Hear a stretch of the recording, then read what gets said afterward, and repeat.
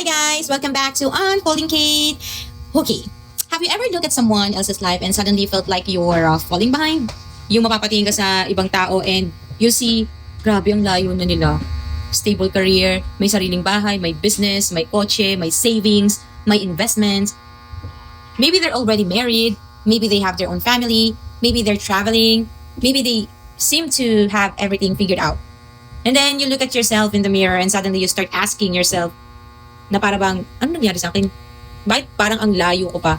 Am I already too late? Napag-iiwanan na ba ako? Kasi alam mo, I know that feeling. Because I'm turning 35 and lately I've been asking myself those questions too. There are moments when I look at other people's life and I can't help but compare. I think about where I thought I would be at this age and then I look at where I actually am. And sometimes, masakit siya because you start feeling like maybe you didn't do enough, na maybe you made the wrong choices, na nagsayang ka ng mga panahon, maybe you should have started earlier, na maybe you should have been more careful, maybe you should have saved more, maybe you should have built something already, maybe you should have had a more stable career, maybe you should have had your own house by now, and the list goes on. And you know what comparison does? It makes you forget everything you've already survived. Because when you're looking at someone else's highlight, you forget your own story. You forget the things you had to overcome just to get here. And that's something I'm trying to remind myself lately. Because my life hasn't exactly been simple. I've been a mother, a partner, I've been a career woman, I've been someone who had to make difficult decisions. I've had seasons where I had to choose my family over myself. I've had seasons where I had to start again and again and again. And now I'm rebuilding my career, my finances, my confidence, my sense of direction. And honestly, sometimes I get tired. Sometimes I ask, kailan naman ako? Kailan ko naman mararamdaman na okay na? Kailan kaya ako magiging paborito ni Lord? Ganun may mga ganun akong questions. Kailan ko naman masasabi na, okay, Kate, you made it, congrats. But maybe that's the wrong question. Maybe the question isn't, why am I not where they are? Maybe the question is, where do I want to go from here? Because here's something I'm slowly learning. There is no universal timeline for life. Walang standard age kung kailan kailangan successful ka na.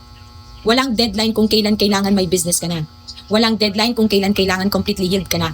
And there definitely isn't a deadline for becoming yourself. We just created these timelines in our heads because we keep looking at everybody else. We see someone who's 30 and already successful, someone who's 35 and already financially secure, someone who's 40 and finally built their dream business. And we think, I'm late. But late compared to what? And compared to whom? Maybe that person started with a completely different life. Maybe they had opportunities I didn't have. Maybe they had support I didn't have. Maybe their responsibilities were different.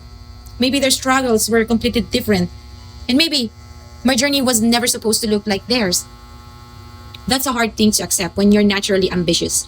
Because I want stability, I want to build something of my own, I want to be financially secure, I want to give my children a comfortable life, I want to have savings, to stop worrying about money, I want to wake up one day and say, okay, we're safe. And there's nothing wrong with wanting those things.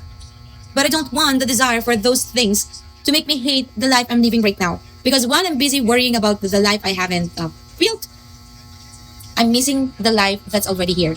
My children are growing, I'm still here, I'm still working towards something, I'm learning, I'm dreaming, I'm still capable of starting again, and that matters.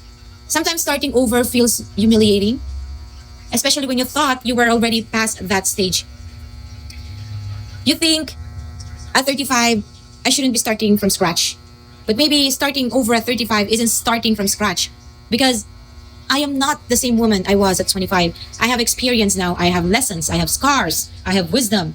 I know what I don't want anymore. I know what I value. I know what kind of life I want. I know what kind of people I want around me. I know what kind of woman I want to become. So no, I'm not starting from zero. I'm starting from experience. And maybe that's a completely different kind of beginning. Ganun din sa inyo, guys. I've also realized something about success. Sometimes we only recognize success when it looks impressive.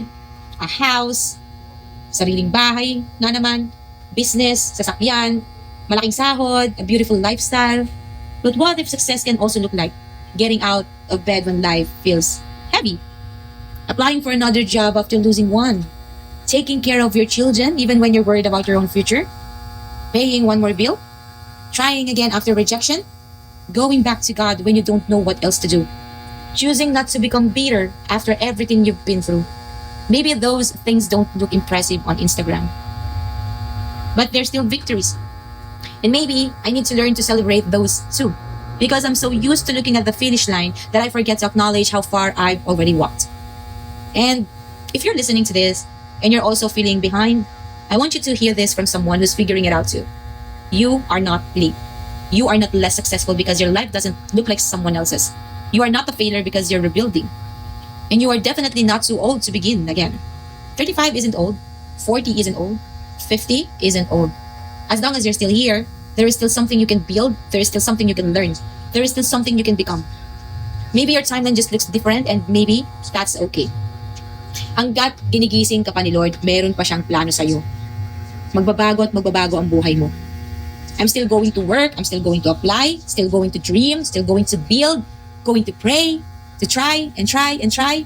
But I'm also learning that I don't have to punish myself for not being where I thought I would be. I can want more without hating what I have. I can dream bigger without calling my current life a failure. I can acknowledge that I'm struggling without believing that I'm losing.